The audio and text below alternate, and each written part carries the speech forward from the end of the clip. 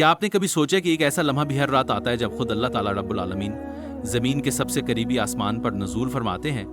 ये बात सुनने में नाकाबिल यकीन लगती है, मगर ये हकीकत है, एक ऐसी हकीकत जो हमें हदीस रसूल सल्लल्लाहु अलैहि वसल्लम से पता चलती है। हर रात जब दुनिया खामोश हो जाती है, जब रोशनी बुझ जाती है, जब अक्सर लोग गहरी नींद में होते हैं, इसी वक्त एक आवाज़ आती है अल्लाह ताला की तरफ से, कौन है जो मुझसे मांगे ताकि मैं उसे अता करूं? कौन है जो मुझसे दुआ करे ताकि मैं उसकी दुआ कबूल करूं? कौन है जो मुझसे मग़फ़िरत तलब करे ताकि मैं उसे माफ़ कर दूं? ये हदीस सही बुखारी और सही मुस्लिम दोनों में मौजूद है। उसे हज़रत अबू हुरैरा रज़ियल्लाहु ताला अन्हु रिवायत करते हैं। ये कोई आम हदीस नहीं बल्कि दिल को झंझोर देने वाली हकीकत है। सोचिए, वो रब जो आसमानों और ज़मीन का खालिक है, जिसकी शान ऐसी बुलंद है कि हम उसके अर्श का तसव्वुर भी नहीं कर सकते, वो खुद अपने बंदों की तरफ मुतवज्जा होता है। उसके फरिश्ते लिख रहे होते हैं कि कौन जागा, किसने मांगा, किसने माफ़ी चाहिए, और अफसोस हम में से अक्सर लोग उस वक्त सोते रहते हैं।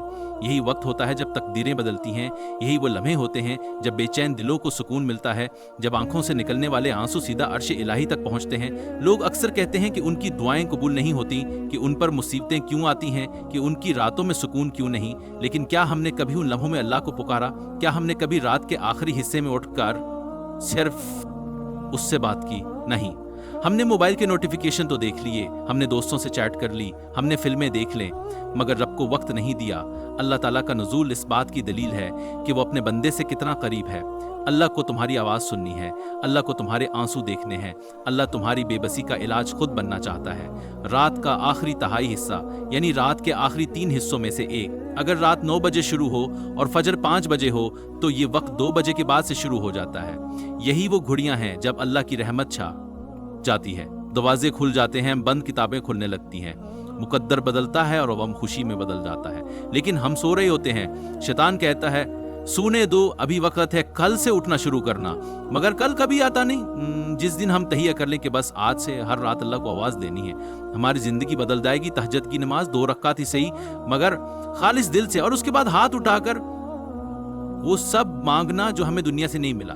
रब के सामने गड़गड़ाना, अपने गुनाहों की माफ़ी मांगना, अपने वालिदैन, बहन, भाई, बीवी, बच्चों के लिए दुआ करना, अपने रिज़्क़ के लिए, अपने दिल के सुकून के लिए, अपने रब की रज़ा के लिए। अल्लाह ताला हर रात आते हैं, हमारी तरफ मुतवज्जे होते हैं और हम बेखबर हैं। ये लम्हा रोज़ आता है, रोज़ दरवाज़ा खुलता है, रोज़ आसमान का बादशाह हमें आवाज़ देता है, मगर हम खामोश रहते हैं।